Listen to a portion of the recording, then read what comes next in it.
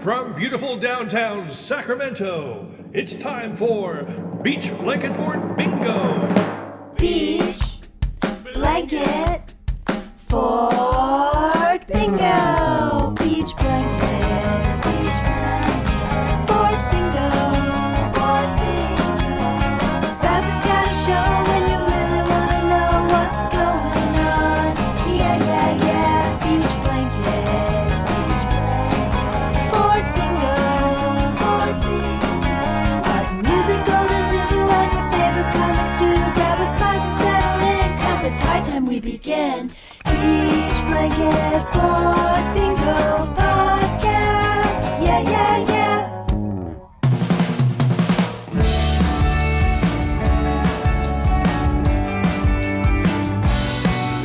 The closest distance is between two smiles. You're never alone when you're smiling. Hey, everybody, and welcome to Beach Blanket Fort Bingo. I'm your host, Steve Schnee, and we've got a special episode today. My usual co-host, Ronnie Barnett, is on assignment, but on this episode, I've got Grant Arthur from Grant's Rock Warehouse filling in co-hosting duties. Welcome, Grant. Hey, thanks for having me, Steve. Nice to be here. Now, on this episode of Beach Blanket Fort Bingo, our very special guest is Herbert from a brand new British pop combo by the name of the Lemon Sherbets. The group has just released their debut album, More Affordable Lemons, on 7A Records, and it's a delicious treat for all of your senses.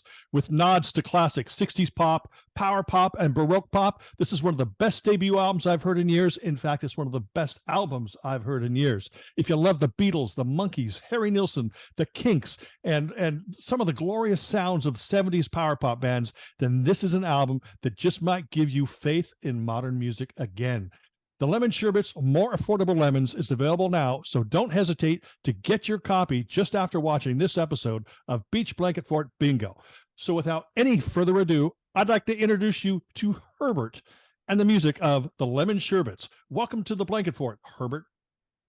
Wow, thank you so much for all those lovely words you said there about the music. I'm blown away. I'm just so pleased to be on the show. Look, hey, here's a vinyl copy of said album. Oh, let's see the vinyl. There it is. Ooh, there you go. Yep. It is beautiful. It's a thing of beauty. It really is. First off, More Affordable Lemons is a remarkable debut album and will thrill the hearts and minds of real pop music fans. But let's go back to the beginning. Who are the members of the Lemon Sherbets and how did this project come about? Okay, well, I mean, there's me, Herbert, there's Amadeus Sherbet, and there's also Ben Sherbet as well. We're sort of like the core of the group, or art collective, as we call ourselves. There are a few other members that help us out every now and again, and it all sort of started in 2020, really in lockdown, the virus, obviously, across the world, and I started to write some songs.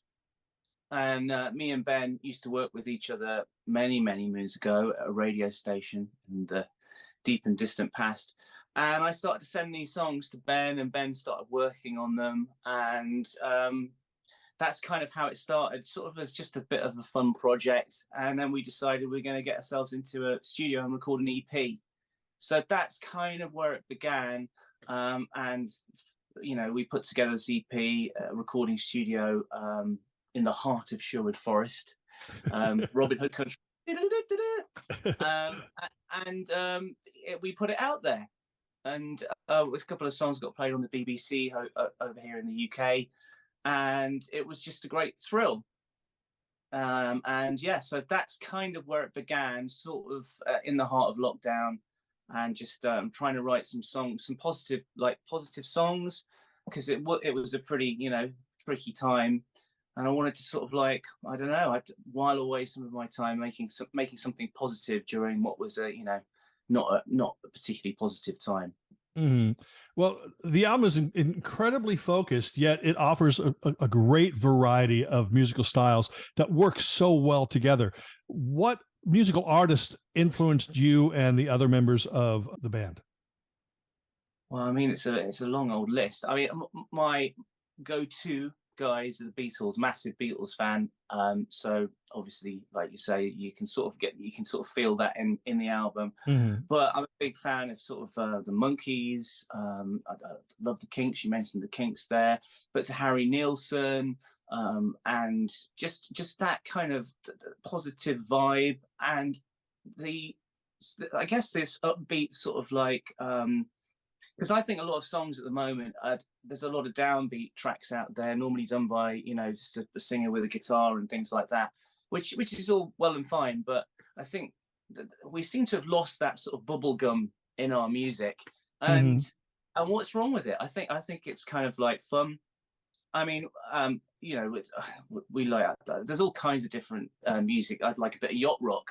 I was recently in the US. I went over to Vegas. So that's when I sent you the CD. And I was listening to Sirius, and they got the Yacht Rock channel and all that kind of stuff. So I don't know, a bit of everything really. Very eclectic tastes sort of came together to make this album, which just seemed to just sort of like, it was kind of like a bit of a dream really, because it came together so sweetly. And obviously 7A Records, who Glenn from those guys, just been amazingly supportive. Just heard like our EP and got in touch. She's like, well, could you do an album?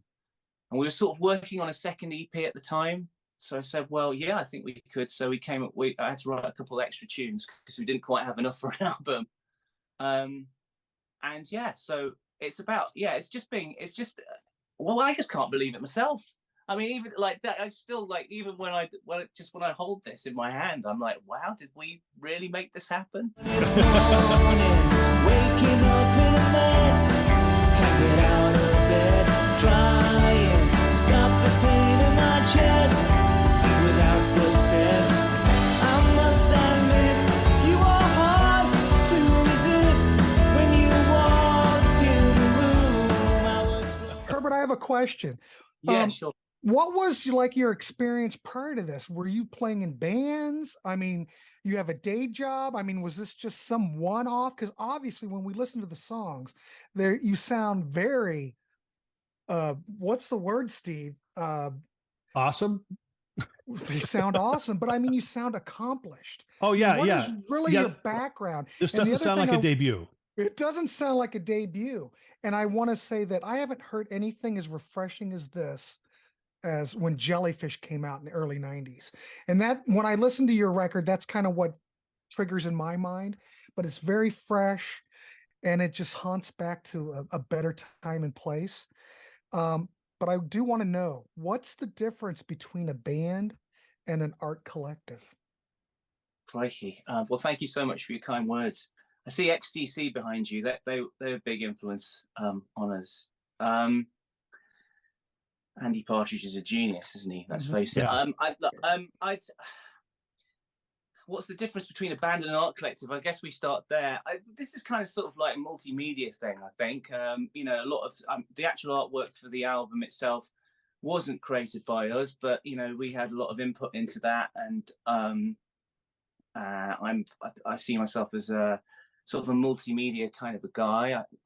As I said before, I work in radio, and so I don't know.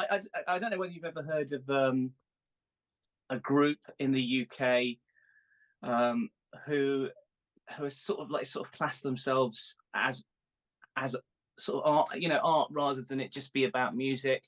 There's quite a few of those sort of groups out there. It's just fun, you know, just fun to create this sort of mystery behind it all. I mean, this is the first time that I've done anything like you can actually see us. You know, we've never really put ourselves out there like that. Yeah, so I don't know. I guess being a band. I guess that was a good question. Yeah, it is a good question. Yeah, I don't know. Just like it's just part of like the fun of it. We're just being a bit cheeky, I guess. Well, you've had to been playing in bands. Did you play in bands? Were you like in a high school band? What is your? Well, Steve can ask this, but I'm just curious. What's your background? Okay, right. Well, it's just amazing. I find it all fascinating.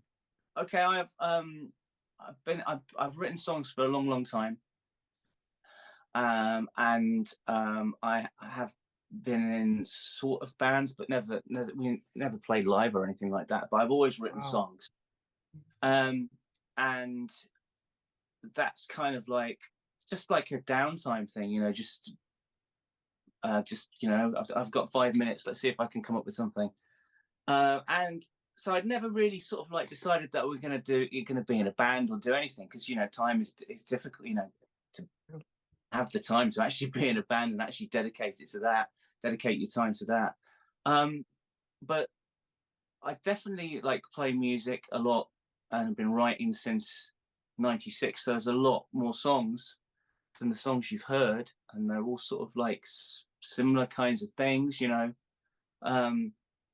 The Oasis, for example, Noel Gallagher, he sort of like had like all of those songs written before the big albums came out. His first like 3 albums he had already ready to go, you know, that he'd sort of like written in a hut at the, like, his builder's yard or whatever. So I got all these songs, and then this guy called Ben Sherbet, I used to work with him, and he is in bands, and he performs with actually a Beatles tribute act at the moment and goes around doing that sort of stuff. And so we just started firing the things at each other. I mean, we have sort of discussed maybe doing something live, maybe later this year if we can, because I think it'd be kind of a fun thing to actually perform. I think we're going to need a few more people on board though in order to make it happen. But yeah, just a musician that's been writing for a long time but never actually got off my arse to make anything happen. And with that space that the lockdowns gave me an opportunity to sort of like throw these ideas about. And we had some demos, and we got in touch with a local BBC station, and we sent it off like just as a bit of a joke, you know, tee hee hee with the Lemon Sherbets, and they played it, and we were like, what? You know, they liked it, which was Between Two Smiles, which is the lead track on the album. And we thought, oh well, maybe we could try and get another one on the radio, because hearing your song on the radio is like, that's just awesome, right? Yeah. That was what it was. It was just like, you know, just a bit of fun that just turned into something that we never expected, that we would get the opportunity to actually release a physical album. But yeah, this is definitely a debut. But the also Amadeus, both the other guys in the trio, if you want to call us that, are musicians for a living. That's what they do. Amadeus is a singer-songwriter, and his sort of like ideas are very much like mine and Ben's, same influences and things. It just made sense to do stuff together. So it was kind of cool. So I don't know whether I've answered any questions there. Baby, you've been looking tired lately, honeybee. The closest distance is between two smiles. You're never alone when you're smiling. Forget the fashion and the latest styles. When you first started recording the songs that made up your EP and the more affordable Lemons album, was there a certain song or a certain moment that I like to call the aha moment that convinced you that you were going in the right direction? Well, I suppose, I mean, the crazy thing is, like, the first thing that I've got to get the list here in front of me so I don't forget them.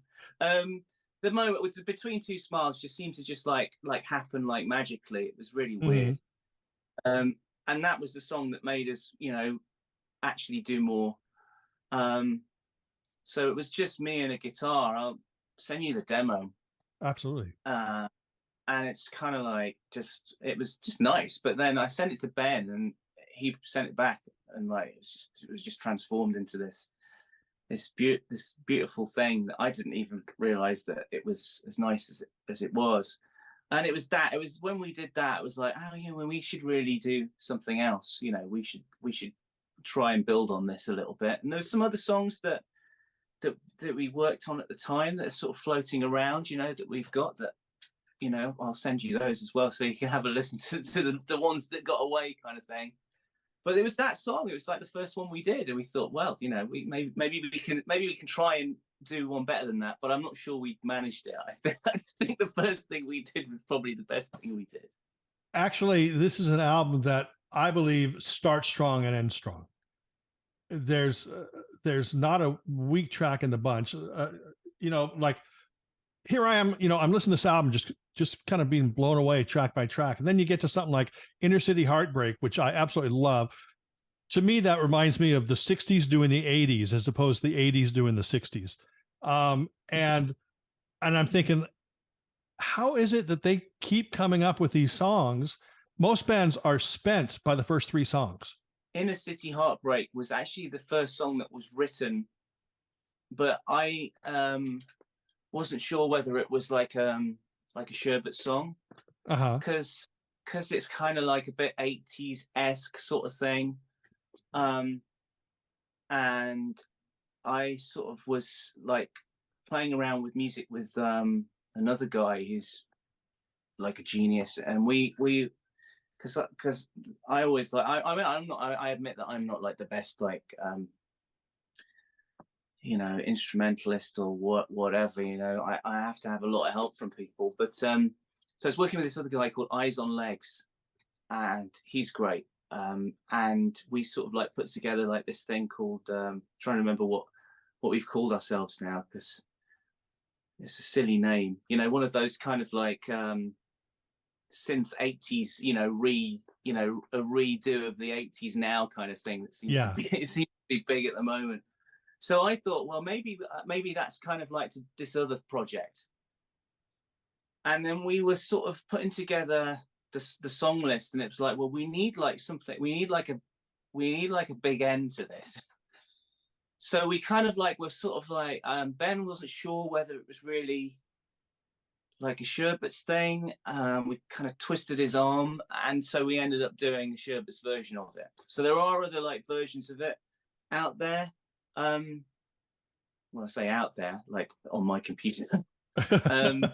But yeah, so yeah, it was kind of like we needed another song, so we put that on the album. So it wasn't going to be a Sherbet song. It just so happened that way. It's long. It was actually longer than that originally. That's kind of like the longest track on the album, and it was like longer, and it just kept going. It just kept going and going and going and going. So there's a fade on it. But fades are like out, these days people don't like fades. Everything has to like it has to end. All the lessons we've been learning seem to turn to dust and go through the heartbreaks, twists and turning. Now there's not much left to show. Inner city heartbreak, whoa. Inner city heartbreak. Inner city heartbreak, whoa. I was going to ask if there were songs that were written earlier, but you already told us Inner City Heartbreak. Yeah, well, I guess the earliest song actually on there that is, once again, another song that we weren't really sure whether we were going to do, but Amadeus was like, we've got to do this. It's like Down Came the Rain, which is like years old. So, that song is, I don't know, it's got to be over 20 years old. Wow. Song. It seems to be a little bit more experimental. Well, I mean, what a way to end the record. Yeah, it's kind of like it's like a sweet thing on the guitar kind of thing, and they wanted to do it, and I was like, well, it's a bit old. It's not, it's nothing new. Because when you're making music, you kind of like want it to be like now, the stuff you're doing now. So it was a bit strange, like them saying, "Oh, we need to do that." It was like kind of like going back into, looking in the bag of songs, and like really digging to the bottom sort of thing. It was nice that, because we played that like we played that sort of live in the studio, apart from the vocals. So, with 3 of us all like being sort of almost like a live performance, which was really nice. It was good to be in there and do something together. Right. But yeah, that's like the oldest song, but the rest of them, there's nothing younger than 2020. Well, what about the magical Mr. E? Because I think that's one of the most Beatlesque tracks, obviously, but there's not many songs out there about Mal Evans, and I'm just curious how that came about. And obviously Mal Evans was the inspiration, but it was just kind of like a breath of fresh air for me. But how did that track come about? Well, I mean, the album's called Mal, right? More Affordable Lemons. Yeah. So how did that come about? Well, obviously, Peter Jackson's Get Back came out, and being a massive Beatles fan, I devoured that up. Oh yeah. What was really cool about that was that obviously you got core guys, but then you get to see everybody around them, and like Mal just, I mean, I always had a soft spot for Mal. It seems like such a lovely bloke, and definitely somebody you'd want, on your side, and be there, to get everything you need. Somebody called him an anvil wrangler, so just you could get you anything that you want, sort of thing. And yeah, so I was watching it. I was like, well, yeah, maybe Mal needs a song. I think that's kind of where it came from. He's kind of handy with a hammer, saves his memories in a suitcase, a dedicated kind of fella. He's always there with a friendly face, fetching and carrying, making the most, filling you up with marmalade toast. He drives. We actually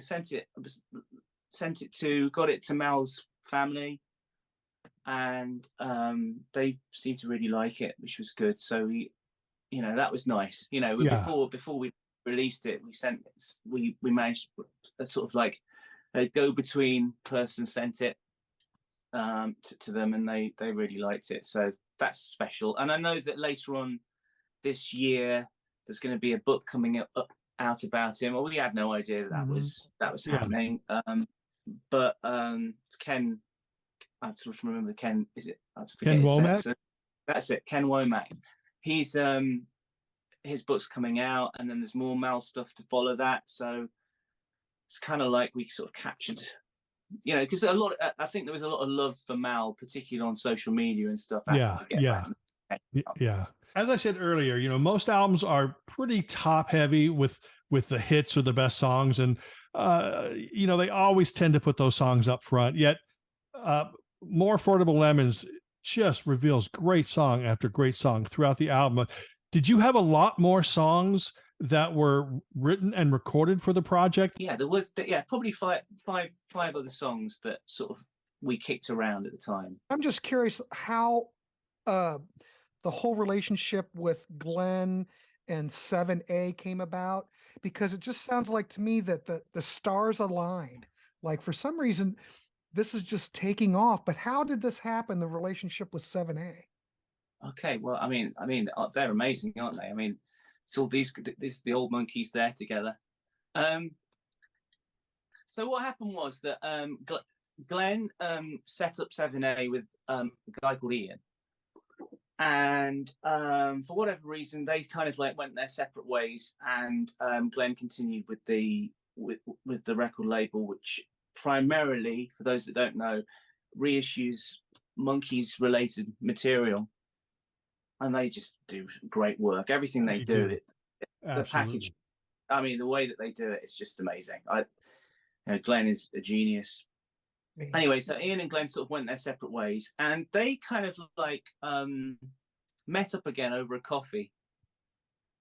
And I think Glenn said something along the lines of this to Ian: "Oh, I think are you going to set up your own record label?" And he was like, "No." And Ian, who's my friend, had posted like the EP, our first EP, onto social media, and Glenn had seen it. And Glenn said, "I want to release some new music, maybe like the stuff from this group, the Lemon Sherbets. Do you know who they are?" And he's like, "Well, yeah, one of the guys, I'm friends with him." So Ian got in touch with me and said, "Would you be happy for Glenn to contact you?" And I was like, "Well, yeah, sure."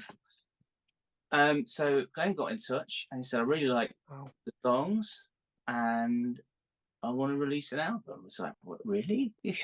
Honestly, is this a dream?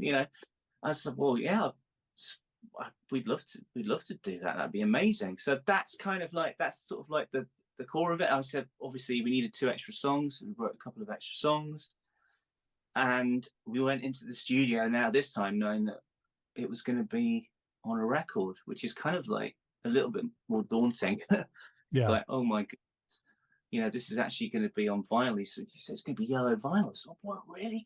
Being a vinyl head, I was like, this is amazing. So yeah, it was listened by pure, absolute luck. Wow. And the planets aligned, and we were able to bring this out. I was on the phone to Glenn. I said, "You do realize, Glenn, we're a band, we're an art collective. We don't really exist. We don't exist. People don't know who we are. You're taking a big punt on this because we don't really have a fan base. This is just the music. You're taking a risk on us because of the songs." And he's like, "Yeah, I just love the songs and I want to get on board." And we were just like blown away by that. So thanks, Glenn. We really appreciate it. She's a beach ready baby. You better visit the tower of love. You lie on your back, emotions attacking. You're never gonna get back up. Ooh, she really turns you on. Ooh, she got you coming on strong. It's pretty great that your debut album comes out on the same label that Mickey Dolenz is on, Dolenz Jones, Boyce and Hart, Davy Jones, Mike Nesmith, and now Paul Young. I know. It's just, I'm sat here doing this interview with you, and I'm just, I'm pinching myself that I'm even speaking to you guys about it. It's just great. We're just very lucky to be amongst such amazing company, and we bow at their feet. We are not worthy, as Wayne would say. Do you consider the Lemon Sherbets a one-off project, or are you thinking about a second album? I don't know. There are songs, like I say, there are lots of songs. We want to release like a cover version of Badfingers Come and Get It, which is sort of pretty much done. Mm-hmm. So we wanted to put something out new this year. And it's just getting schedules, sorting out schedules and having the space and the time to think about new music. Because as I say, I've written for a long time, and I'm like a little bit loath to like say, look, what about, should we consider these other songs? It would be nice if like something organically happened and we were able to do a second album. It would be absolutely fantastic. But it's an expensive thing, making music. I guess we'll just have to wait and see. But this sort of like just happened out of thin air. So there's a good chance maybe that, hey, never say never. This isn't like the end of the Lemon Sherbets. The start is not the end. There's other stuff cooking in the pot. Yeah. And just keep an eye out for the stuff. And I think the most difficult thing for any kind of artist is getting the music into people's ears. So having the opportunity to come on here and talk about More Affordable Lemons is great. Please check it out, because we'd love it if we could get more people to sort of dig it, and enjoy it. And I suppose the more people that get on the bus, the better chance of us, doing more. All will become clear in our hearts and minds. Lies the joy we all deserve. And I really must say. So All Become Clear comes on, and there's like a line in it, and everybody's always like searching for that, and in the end, line that you get on Abbey Road, Mm-hmm. the love you take is equal to the love you make, kind of thing. Yeah. And we were able to find something like that, I thought, which was like, in our hearts and minds lies the joy we all deserve. And I think that's what this is about. The whole album is about, we have the ability to find our own happiness within ourselves. And this is supposed to be part of the magic. Is there a particular song that you feel serves as the perfect gateway track for the uninitiated? The one song you feel best encompasses the feel of the album, the spirit of the album? Yeah, I mean, it's got to be Between Two Smiles, I think. I mean, the idea behind that was like, like there's always these, similar to what we we're just talking about, like in our hearts and minds thing. On the internet, you could go on a page and it comes up with all these sort of enlightenment for beginners kind of stuff. Mm-hmm. And I was like looking on some of those, and there was this thing, the closest distance is between two smiles, and I thought that was kind of nice, like particularly in the lockdown land we were living in. Yeah. And that's really where it came from. And then it sort of turned into sort of a Zombies-esque type thing. Zombies, legendary band, of course. Yeah, absolutely. Just rock gods. And they've got a song on Odyssey that is about like somebody coming home from jail, and this was sort of, it turned into a lady who's in jail, and you'll be out soon kind of thing. Mhm. I'm going to send you a cake, and there's a file in the cake, so you can maybe break out early, kind of thing. It's just kind of, it's just fun. I think that was the point of this album. It's just kind of like fun. That comes loud and clear through every song in this album. Still an amazing piece of work. If you're going to make a mixtape and you stick a few Lemon Sherbet songs on there, who else would be on that mixtape? Oh, that's a good question. Maybe we should all think about that. I don't know. Who would be on that mixtape? I don't know. It's Frank Sinatra, maybe.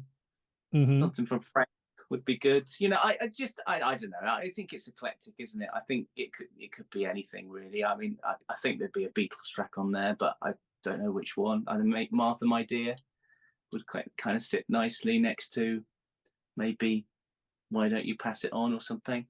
Jellyfish would go well on there. Jellyfish. The Wondermints, matter of Wonder- fact, would fit on here perfectly. Mm-hmm.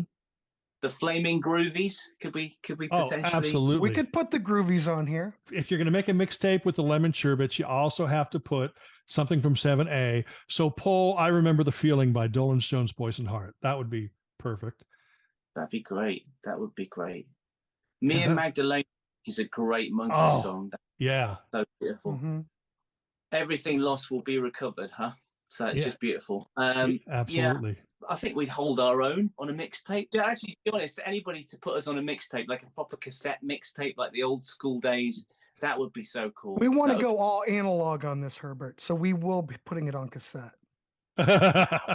What's next for Herbert and the Lemon Sherbets? Wow, I don't know. Hopefully, we'll release this. Come and get it. That'd be nice. Mhm. If we can pull our fingers out. Well, since you're going to do Come and Get It, I was thinking you might as well do Here We Go Around the Lemon Tree by The Move. Yeah, I love The Move. Oh my goodness. It fits right in with the band name. Yeah, it does. It fits right in. One of my friends knows Roy Wood. He doesn't live that far away from us, actually. I'd love to get Roy Wood a copy of it. I bet Roy would love it. This would be right up Roy's alley. And yeah, it would be cool. Yeah, I mean, anything's possible. Yeah, I mean, we've got to populate. We've got to put some more stuff on the streaming sites, and increase the footprint for people to find in years to come. Who are these guys? This strange art collective. What were they? Are they a band or are they art collective? What are they? Yeah. Yeah. Who are they? What are they? These guys?